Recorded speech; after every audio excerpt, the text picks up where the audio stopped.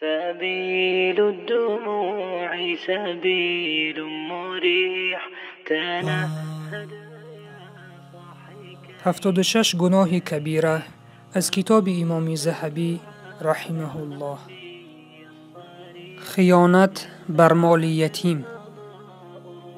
خیانت کردن در مال یتیم یعنی به حق مال یتیم را خوردن و استفاده بردن. این یکی از گناهان کبیره به حساب می رود. الله سبحانه و تعالی می فرماید: به نام خداوند بخشنده و مهربان. همانا آنانی که اموال یتیمان را به ظلم می خورند جز آن نیست که در شکم خود آتش را خورده باشند و به زودی به دوزخ درآیند.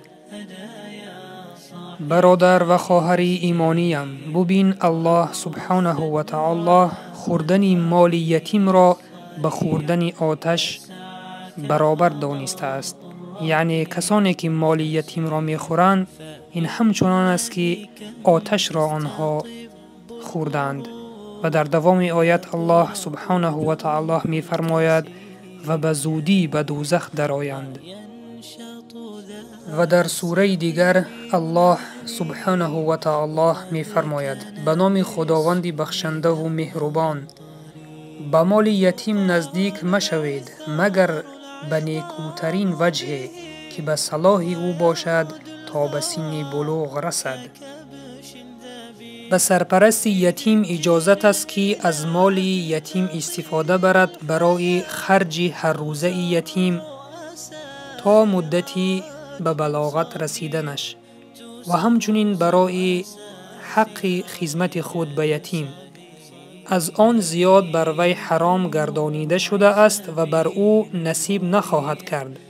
این مقدار ضروری از روی عرف و رسم مسلمانی بی‌غرضانه معین کرده می شود.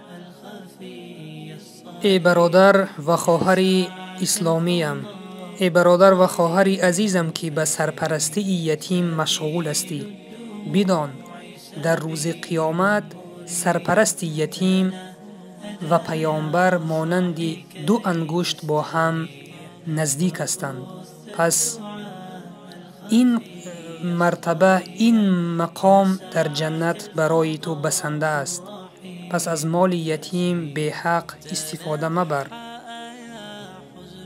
تا که در روز قیامت با پیامبر صلی الله علیه و سلم یکی از نزدیکترین شخصان باشی. در حدیث پیامبر اکرم صلی الله علیه و سلم 7 گناه مرگاور را بیان کرده و خیانت بر مال یتیم را نیز به این گروه داخل کردند. در آخر از الله مهربان طلب می نماییم که توفیق عمل بر ما نصیب بگرداند و از خوردن مال یتیم و مال غیر یتیم، مال مسلمان و مال غیر مسلمان که به ناحقی باشد، از این عمل ما را نگه بدارد، از این گناه کبیره ما را نگه بدارد و لقمه ما را و لقمه های ما را لقمه های حلال بگرداند تا عبادت هایمان به درگاهش قبول بگردند و ما یکی از نجات یافتگان بگردیم. السلام علیکم و رحمت الله و برکاته.